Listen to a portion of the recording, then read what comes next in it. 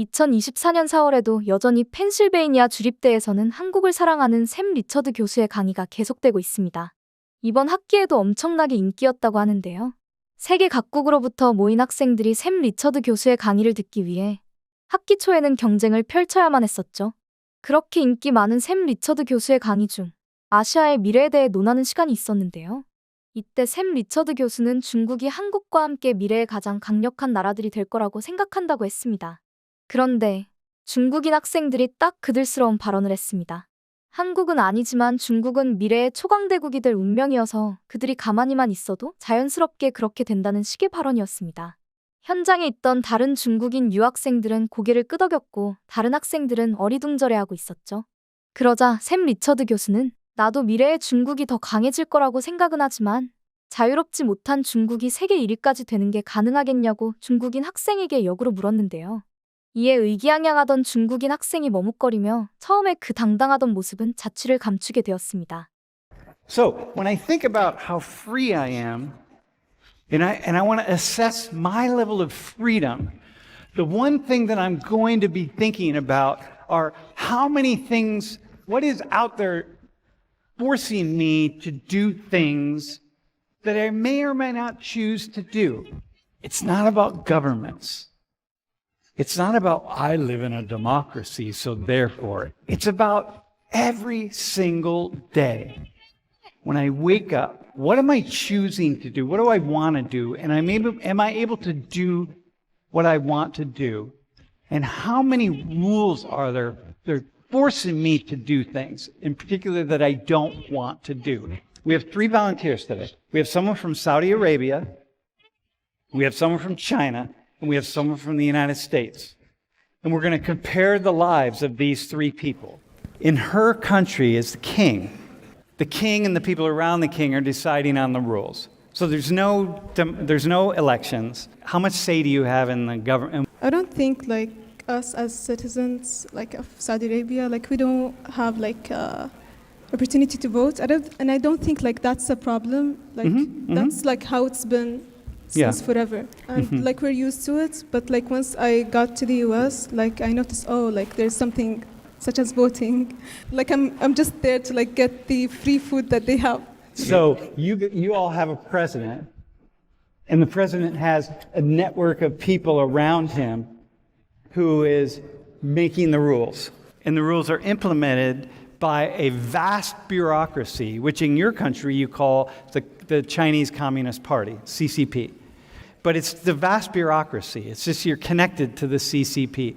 People in the CCP are appointed, they're hired, and they're sometimes elected. Yeah, sometimes, yes. Sometimes elected. Yes. Okay, so tell me, how does it work there? Like you... Like my personal experiences are like, there's not much that we can influence on. Maybe a law can be passed or a certain individual is going to be in what position. So what my experience is that people in the government get to a certain position because of them knowing a lot of people that will support them in the government or have a lot of money that can and could do that. Yeah. Which is similar to Saudi Arabia, who, by the way, just, you get 5 years, you got another 5 term, years. Yeah. So he just started his 11th year. They just changed the Chinese constitution to give him like another 5 years. So here's your party congress, happens every 5 years, right? These are people making decisions. This is a lot of it's like 5,000 people or something, right? Yeah, so like representatives from all of the provinces and a lot of the cities and like some local districts all the way up to like the higher ups of the in the government. So. And everything is the CCP, right? So it's like we have Democrats and Republicans, and there you just got one party. Yeah, like maybe there's only this group. Go to the next slide. And you have a surveillance state. Like this is, some cameras. Like, we think like we have cameras. You think you have cameras in Saudi Arabia? Check it out in China, man. Like cameras everywhere. Yeah, so, I've talked about this in my Word in Conversation already, but there's an analogy that I use that we used in China. Like, so when you want to eat a frog, when you want to boil a frog, you first put it in warm water instead of just hot boil one. At first, the frog will not think there's a lot of danger, but when he realized, then it's already too late. So that's why the surveillance thing has been slowly around since we're born. Yeah, before you were born. Yeah, well, even before we were born, but it just got even better and more, just better, smarter. More effective. Yeah, and more effective. Well, here, go to the next slide. You can see here, like, you know, in China, they're so good that you can just pick people out and know something about them. Like, so you're walking across the street here in State College, and someone can just be watching and know something about each person, man. You know? Okay? I mean, it's not as far-ranging as it could be, or maybe will be, but who knows, right? But this is somewhere about where we're at. Even, especially during COVID, even if you are wearing a mask or something, they can still have facial recognition and know who you are and your name, date of birth, even how much you have in your bank account and something like that. Yeah, a lot about you. How much does that change how you interact outside? Dude.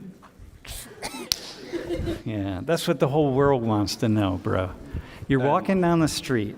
Honestly, like, not much. It's still basically the same. Like, nowadays, like, everyone has a phone. They can record you if you are doing something that's strange or whatever. Like, if you're here in the US, if someone's trying to steal something or whatever, like, people will just record them. It's the same thing as the surveillance. It's just surveillance fixed over there.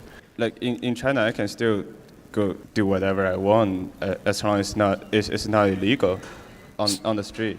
And plus, we don't really have a lot of police patrolling the street. We're not like here in the US that we have police cars running down the street, patrolling the street. There's not much that going on, so as a substitute, you will need more cameras because to get everything in order. Which would you prefer? Like, would you prefer police on the streets, or would you prefer just a surveillance system like you have?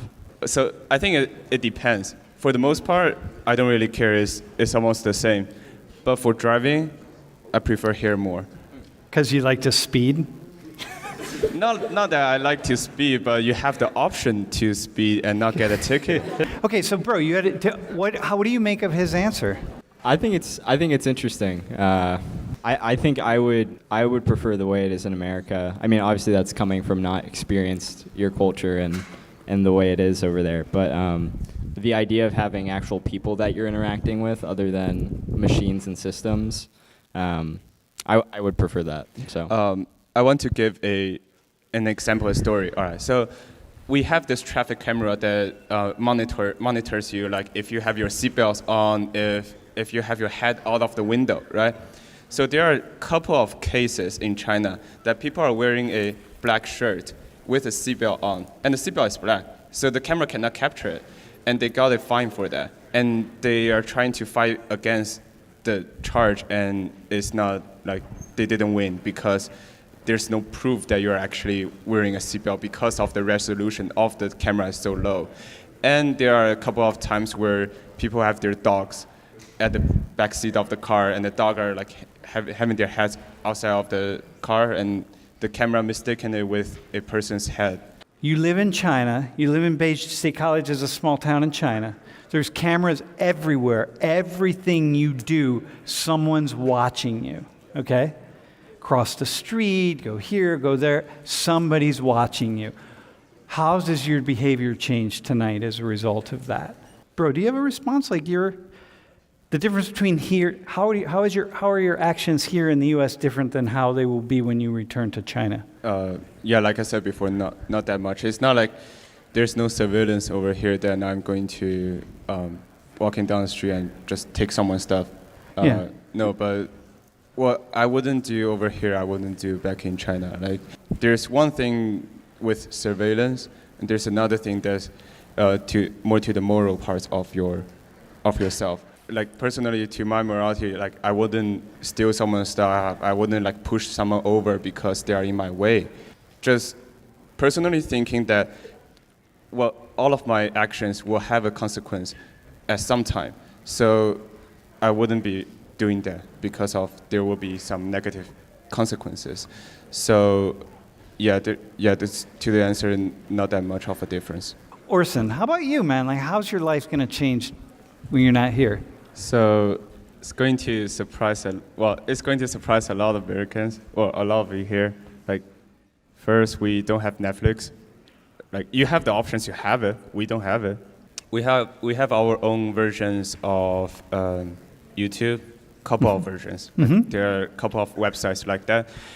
The thing is, like, if I'm back in China, I wouldn't be able to follow my favorite Netflix show on Netflix. Or your favorite YouTube my channel, favorite YouTube which would be channel. Social 19, right, bro? Yeah. Okay. It's on the top of my subscription list. Yeah, Yes. yeah.